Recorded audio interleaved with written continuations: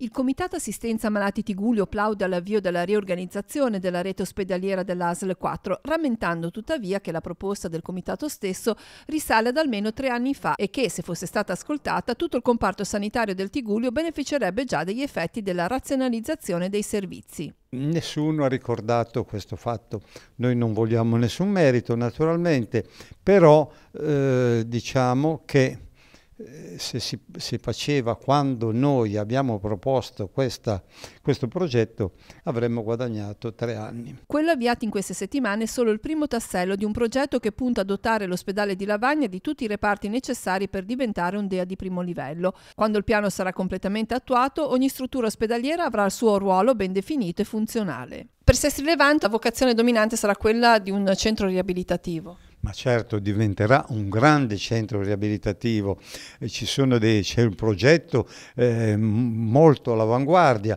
quindi anche i sestresi dovrebbero essere contenti di questa situazione, di questa idea, perché porterà grandi risultati a Sestri Levante. Il comitato caldeggia anche la nascita delle case della salute che potranno offrire servizi sul territorio immediati. Se si realizzasse la Casa della Salute, che è quella struttura dove ci sono tutti i medici di famiglia e tutti gli altri medici della Guardia Medica, c'è praticamente un pronto soccorso 24 ore su 24.